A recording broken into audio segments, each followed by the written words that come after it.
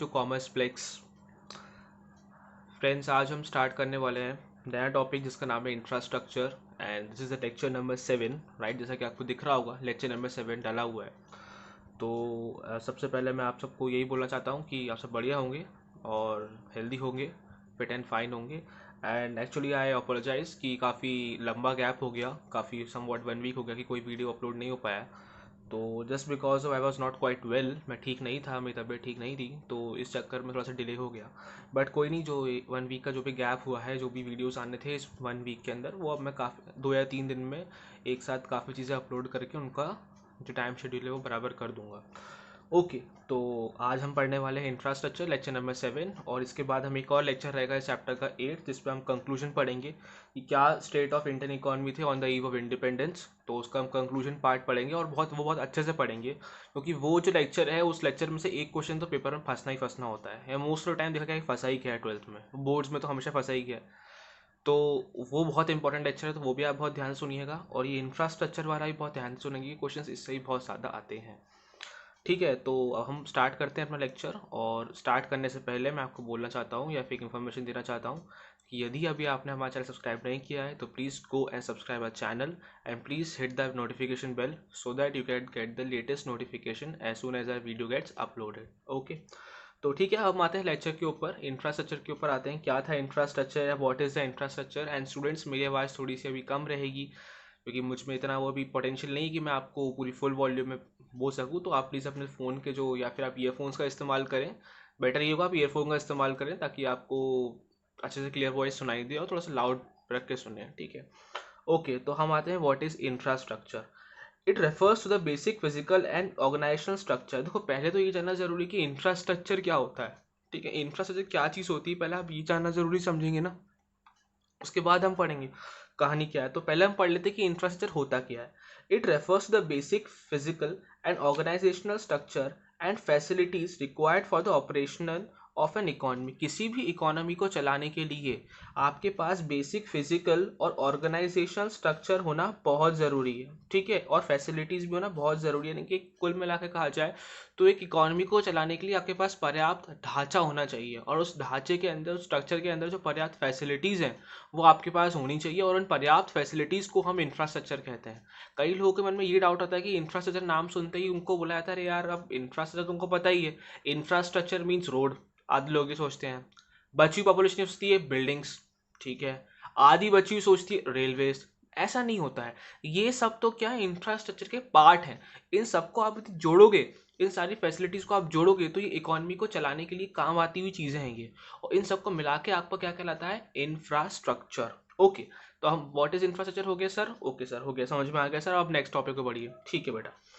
Motive of infrastructure, 1 mark question जरूर आता है, ये बहुत अच्छा इंपॉर्टेंट क्वेश्चन है और इसको मैं वेरी इंपॉर्टेंट मार्क कर देता हूँ कि भैया मोटिव क्या था ब्रिटिशर्स लोगों का, राइट। हम आपको याद दिला दूं, आप इतने दिन कहीं भूल ना गए हो तो मैं आपको याद दिला देता हूँ कि भैया अपन ये पढ़ क्यों रहे थे। अपन पढ़ रहे थे, ब्रिटिश वाला चैप्टर पढ़ रहे थे कि भाई इंडिपेंडेंस के बाद हमारी इकोनॉमी क्या खड़ी थी।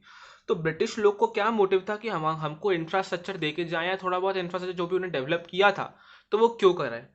तो हम पढ़ते हैं, देखते हैं क्या था। द मेन एम और motive behind infrastructure development was to serve various colonial interest. वही कहते हैं ना बेटा, अपना खुद का इंटरेस्ट उनको जागाना था, अपना खुद का इंटरेस्ट, उनकी नीड्स पूरी करनी थी, तो उनने इंफ्रास्ट्रक्चर डेवलप किया था। और मेरे हिसाब से कहा जाए या मेरे परसेप्शन में कहा जाए तो इतना कोई खास इंफ्रास्ट्रक्चर था नहीं जो इंडिया को बहुत धन्य होना चाहिए कि नहीं ब्रिटिशर्स ने बहुत ज़्यादा हमें कुछ दे दिया। उनने कुछ हमको नहीं दिया, उनने ना कुछ हमें कुछ दिया। हाँ, ये कह सकते हो आप, आइडिया ज़रूर दिया था, बाकी करना तो हम ही को था। रेलवे वो देखे गए थे, ठीक है, लेकिन वो भी आधी अधूरी। रोड तो ऐसे देखे गए थे कि माशाल्लाह की क्या ही बताएं, जिसकी कोई तारीफ नहीं की जा सकती। तो मतलब वो आइडियाज हमको दे गए थे कि हाँ, आप ये इनपुट रख रख के आप ये काम कर सकते हो, आप इसको आगे बढ़ सकते हो। यदि आप ये कहें कि नहीं ब्रिटिशर्स हमको बहुत कुछ दे गए थे या बहुत अच्छा इंफ्रा दे गए थे, तो no, it was not there, it was just only a myth. Okay, तो हम ये कहना चाह रहे हैं कि कॉलोनियल रूल के लिए जितना भी उन्होंने किया या जितना भी उन्होंने इंफ्रास्ट्रक्चर बनाया, that was of their own priority, that was their for own benefit, not for the Indians, right.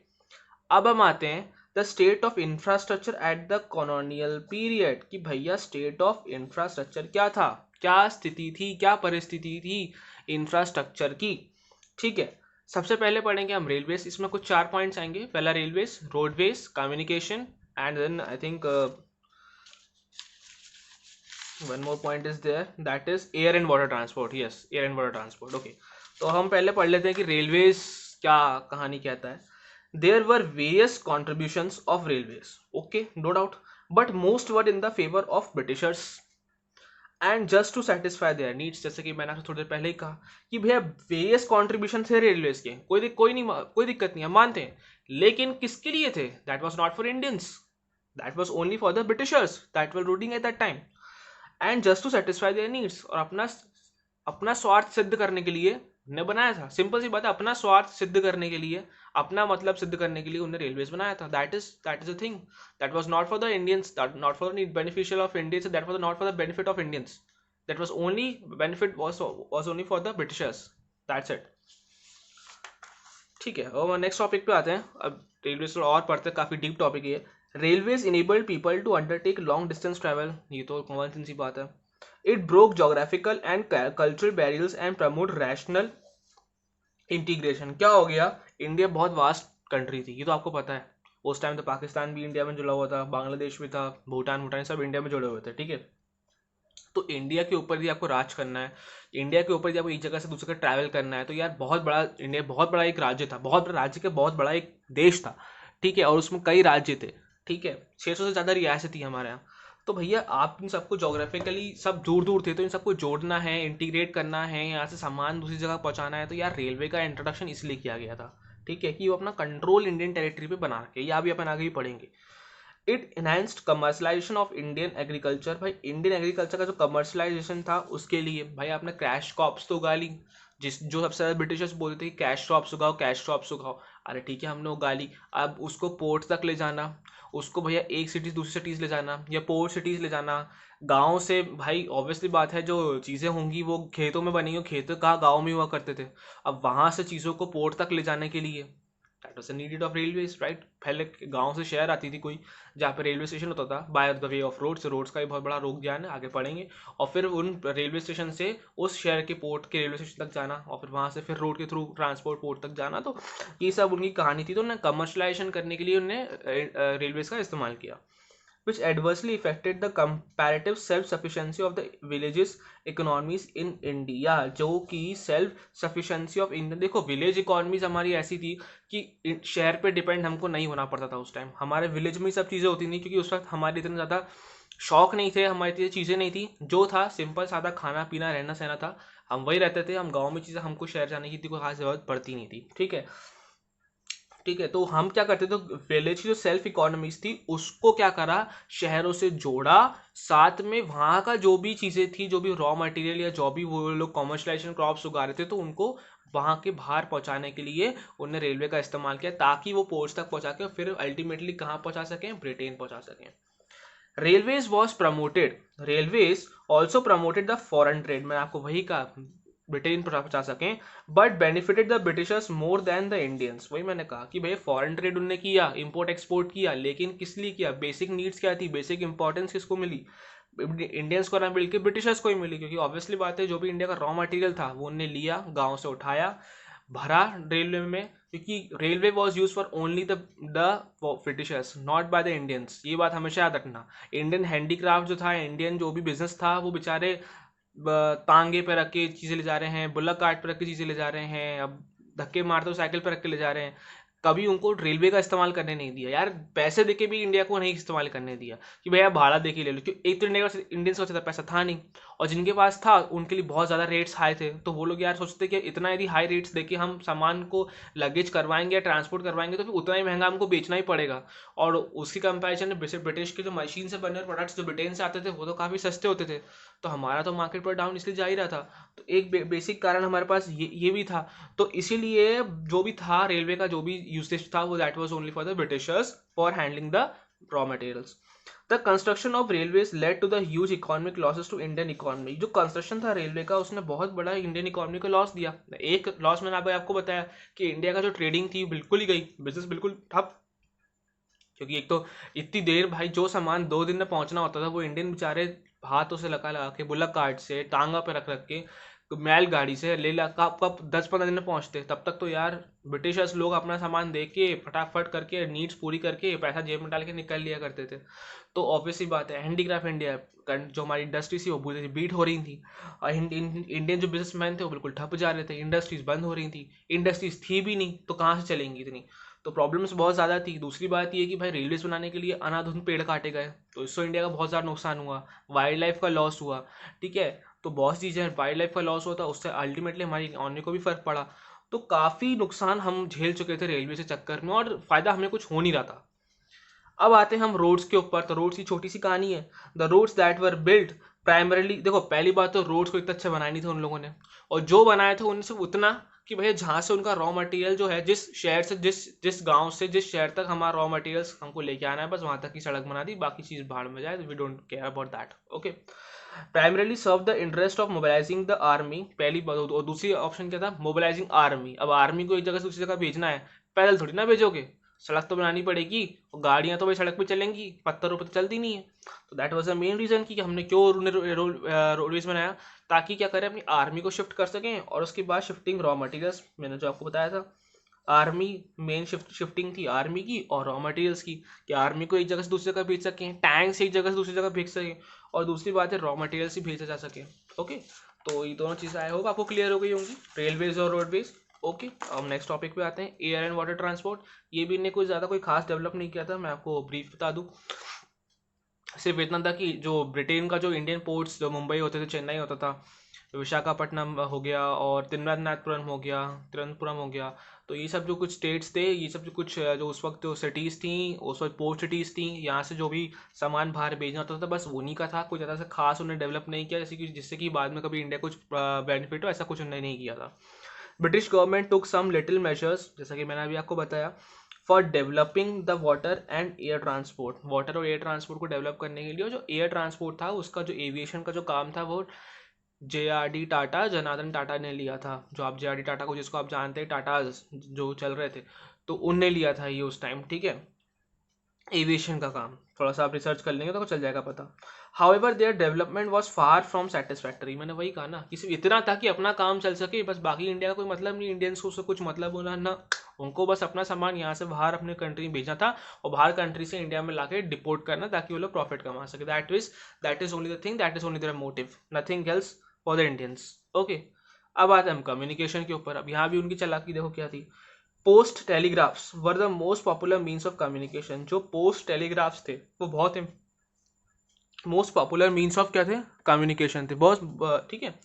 Introduction of expensive system of electric, introduction of expensive system of electric telegraph in India. Introduction करा था हमने किसका, electric system of telegraph in India का। अब इतनी common sense, आप इतने 6 lectures आप पढ़ चुके हैं, इतनी कॉमन सेंस तो आप लोग को आ चुकी होगी कि भाई इलेक्ट्रिक टेलीग्राफ जैसी नाम से चीज़ सही उस वक्त की इकोनॉमी के लिए, बहुत इंडियंस लोगों के लिए बहुत बाहर से, उनकी जेब से बहुत दूर थी, उनकी पहुंच से बहुत दूर थी। जो इलेक्ट्रिक है, टेलीग्राफ है, महंगा तो होगा ही, और ब्रिटिशर्स ने इंट्रोड्यूस किया तो कोई सस्ते दामों में तो किया नहीं होगा, जानबूझकर महंगे दामों पे उनको इंट्रोड्यूस किया, ताकि जो है इंडियंस लोग उसको खरीद ना पाए। तो वैसे इंडियंस के पास पैसे नहीं होते थे, तो वो लोग खरीद ना पाए, और चीज़ का इस्तेमाल सिर्फ वही लोग करें, और पूरा लॉ और जो ऑर्डर जो है वो उनके हाथ में ही रहे, इंडियंस के हाथ में कुछ भी ना लग पाए। The main purpose was to maintain law and order in the country. Country में लॉ एंड ऑर्डर मेंटेन करना था, और ये तो सिर्फ एक बहाना था। लॉ एंड ऑर्डर मेंटेन करना तो सिर्फ एक बहाना था, ये तो अपनी लैविशनेस को पूरा करना था, ठीक है। लॉ एंड ऑर्डर मेंटेन करना तो एक बहाना था, अपनी ज़रूरतों को पूरा, असलियत में तो अपनी ज़रूरतों को पूरा करना उनका मेन मोटिव था। समझ में आ गया आपको मेरी कहानी, जो भी मैंने आपको बोली कि भैया मेंटेन लॉ एंड ऑर्डर तो सिर्फ एक कहानी है, किताबों में लिख दी गई है, NCERT में लिख दी गई, तो हम सोचते हैं यार ऐसा ही होगा, लेकिन ये कोई लॉ एंड ऑर्डर मेंटेन नहीं कर रहे थे। लॉ एंड ऑर्डर मेंटेन कर रहे थे तो इंडिया की कहानी कुछ और होती है उस वक्त, ठीक है। ये तो सिर्फ ये था कि अपनी जो लैविशनेस थी, अपनी लग्जरियसपन था, उसको पूरा कर रहे थे। नई नई चीज़ आई थी, जो भी नई चीज़ आती थी ये लोग यूज़ करते थे, एक्सपेंसिव को दाम रखते थे, भले ही हो ना हो, ताकि इंडियंस इसको इस्तेमाल ना करें, बस। But the postal services despite serving a useful public purpose. अब जो पोस्टल सर्विस थी, ये बहुत बड़ा चिट्ठी भेजने का, जो चिट्ठी पोस्टल सर्विस यानी कि चिट्ठी भेजना, ठीक है, इनलैंड भेजना, इनलैंड लेटर्स भेजना, ये सब भेजना एक बहुत पब्लिक पर्पस के लिए बहुत अच्छा चीज़ था, ये बहुत इंपॉर्टेंट चीज़ था। लेकिन ये भी बिल्कुल कोलैप्स कर गया, रिमेन्ड ऑल दो इनएडिक्वेट। इतना कुछ आम इंसान के लिए, इंडियंस के लिए काम नहीं आया। बस जो ब्रिटिश के फरमान, शाही फरमान, सरकारी फरमान जो एक जगह से दूसरे चलते थे, एक जगह से दूसरी जगह जाया करते थे, बस वही पोस्टल सर्विसेज का इस्तेमाल कर पाए, क्योंकि टिकट उस पर जो लगती थी वो इतनी महंगी थी कि वो नॉर्मल एक इंडियन एफर्ट नहीं कर पाता था। ठीक है, तो उनने सब जगह से जो भी चला के खेले। 4 पॉइंट्स हमने पढ़े कि क्या थे। पहला था हमारा था रेलवेज, दूसरा था हमारा roadways, third was air and water transport, and the fourth was communication. तो ये हमारे चीज़ें थी। अब हम आते हैं basically reasons for infrastructure development. अब भाई रीजंस फॉर इंफ्रास्ट्रक्चर डेवलपमेंट क्या, तो रीजंस थे जिसकी वजह से इनको इंफ्रास्ट्रक्चर करना पड़ा। इनने इंफ्रास्ट्रक्चर किस किस का करा, क्या क्या का करा, कौन कौन सी चीज़ों का करा, अभी हमने वो पढ़ लिया। किस तरीके से करा वो भी पढ़ लिया, लेकिन हम ये तो पढ़ लें कि क्यों करा। रीज़न है कुछ ऐसे 4, और ये बहुत ही इंपॉर्टेंट है। ये क्वेश्चन कभी पूछ लिया जाता है, दो तीन क्या, मैंने लास्ट के प्रीवियस ईयर क्वेश्चन पेपर देखे हैं, तो कम से कम ये 5 to 6 टाइम्स पूछा गया ये क्वेश्चन कि reasons for, what were the reasons for the infrastructure development by the Britishers, या फिर बाय द कॉलोनियल ब्रिटिशर्स, या बाय द कॉलोनियल गवर्नमेंट, या फिर बाय द कॉलोनियल रूलर्स। तो पहला था द रोड्स वर बिल्ड, और मैंने इनको बहुत शॉर्ट में लिखा है, एक्चुअली बहुत शॉर्ट में लिखा है, ये बहुत ही अच्छे हैं नोट्स। आप इनको प्लीज़ मैं कहूँगा लिंक पे जाकर जरूर जाकर डाउनलोड करें। मैंने बहुत ही प्रिस्क्राइब्ड वे में लिखा है, आपको किसी रिफ्रेशर या किसी एनसीईआरटी को देखने की जरूरत नहीं है। मैंने दोनों जगह से अच्छी रिफ्रेशर्स और एनसीईआरटी को दोनों को, जो कहते हैं ना, जस्ट मिक्सर में जूस बना के निकाल के जूस निकाला, तो बस आपको जूस है ही, जो जूस पीना है पौष्टिक वाला, बाकी सब कुछ आपको टेंशन लेने की जरूरत नहीं है। The roads were build for mobilising the army within Indian territory. पहला तो रीजन तो ये था, मैंने आपको बताया था, अपन ने पहले पढ़ चुका था, अपन ने पहले पढ़ चुके हैं पॉइंट्स, लेकिन अब उसको सिस्टमैटिक वे में लिखा है ताकि आपको ढूंढना ना पड़े उन 4 चीजों में। ठीक है, the roads were build for mobilising the army within Indian territory. Indian territory के अंदर ही अंदर आर्मी को मोबिलाइज करने के लिए, एक जगह से दूसरी जगह पहुंचाने के लिए, just to move one place from another to the army, इसलिए हमने रोड्स का इस्तेमाल किया। For drawing out raw material from countryside to nearest railway station और पोर्ट। वही मैंने आपको ये भी पहले बता दिया कि भैया किसी गांव में कुछ रॉ मटेरियल हुआ है, अब उसको पास के रेलवे स्टेशन तक पहुंचाने के लिए, अब ये तो है नहीं कि रेलवे गांव में तो रेलवे स्टेशन बनेंगे नहीं, और दूसरी बात है ट्रेन गांव में तो आएगी नहीं। अब गांव से रेलवे स्टेशन तक ले जाने के लिए, जिस शहर में रेलवे स्टेशन होगा वहां तक जाने के लिए रोड का इस्तेमाल तो करना ही पड़ेगा। तो इसलिए रोड्स का वहाँ इस्तेमाल किया गया कि भाई वहां से वहां रोड्स बनाएंगे। अब रेलवे स्टेशन से पोर्ट की सिटी तक ट्रेन से जाएगा, और पोर्ट की सिटी के रेलवे स्टेशन से पोर्ट तक जो है फिर रोड से जाएगा। तो दोनों का काम पड़ सकता, तो रोड्स भी काम के लिए जरूरी थे और रेलवेज भी। अब आते हैं हम थर्ड पॉइंट पे, रेलवे की कहानी है। रेलवे की कहानी 3 पॉइंट्स में लिखी है अंदर। Railways were developed basically to benefit Britishers only. Okay, I have told you that. To have effective control and administration over the vast Indian territory. ये भी आपको बता चुका हूँ कि भैया इंडियन टेरिटरी के ऊपर अच्छा बहुत बड़ी टेरिटरी थी, वास्ट टेरिटरी थी, तो उसके ऊपर कंट्रोल करने के लिए भैया चाहिए, एक जगह से दूसरी जगह जाने के लिए ट्रेन का चाहिए, इस्तेमाल चाहिए, रेलवे चाहिए। To earn profits through foreign trade by linking railways with major ports. मैंने वही कहा, अब भैया जो आपको फॉरेन ट्रेड को फटाफट काम करवाना है, यही जगह से रॉ मटेरियल उठा के फटाफट ब्रिटेन पहुंचाना है, और या फिर दूसरी कंट्रीज तक पहुंचाना है, दूसरी कंट्रीज की डिमांड पूरी करनी है और ब्रिटेन की डिमांड पूरी करनी है, तो उसके लिए फटाफट आपके पास एक मैकेनिज्म होना चाहिए कि आप फटाफट से रॉ मटेरियल लो, अपनी पोर्ट सिटीज तक लेके आओ, और वहां से जो है शिप्स के थ्रू आप भेज पाओ। तो उसके लिए रेलवे का इस्तेमाल किया गया कि फटाफट जो है वो गाँव से या छोटी जगहों पर जहाँ पे रॉ मटेरियल जो होता है, प्रोड्यूस होता है, वहां से फटाफट लिया जाए, पोर्ट सिटी तक लाया जाए रेलवे के थ्रू, और फिर उसको अपने डेस्टिनेशन तक पहुंचा दिया जाए। To make profitable investment of British funds in India. भाई ब्रिटिश फंड्स जो आ रहे थे, ब्रिटेन से जो फंड आते थे या फिर यहीं से जो फंड इकट्ठा होते थे, अब वो इन्वेस्टमेंट उन्हें ऐसी जगह किया कि उनको भी कुछ फायदा हो जाए। अब वो इंडियंस में इन्वेस्ट करेंगे तो कल को यही इंडियंस हमको ना भगा दें। वो तो हमेशा यही सोचते थे कि यदि हम इंडियंस को एजुकेट करेंगे, हम इंडियंस को ज़्यादा आगे बढ़ने का मौका देंगे, तो परेशानी उनके लिए होनी है, और ये अल्टीमेटली बाद में उनके लिए परेशानी हुई भी। तो इसलिए हम ऐसा जगह इन्वेस्टमेंट करते हैं जिससे फायदा हम ही को ही हो। ठीक है ना, इंडियंस को कोई फायदा ना हो, और इंडियंस को फायदा नहीं होगा तो अल्टीमेटली हमको ही फायदा होगा।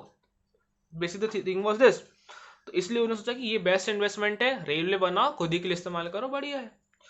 Last point, the system of electric telegraph was introduce at high cost to serve the purpose of law and order. मैंने वही खाना पूर्ति करने के लिए लिख दिया गया है एनसीईआरटी में, अब बोल दिया गया है, अब लिख दिया है तो पढ़ना ही पड़ेगा। एनसीईआरटी तो हमारे लिए रामायण सिद्ध होती है बोर्ड एग्जाम में।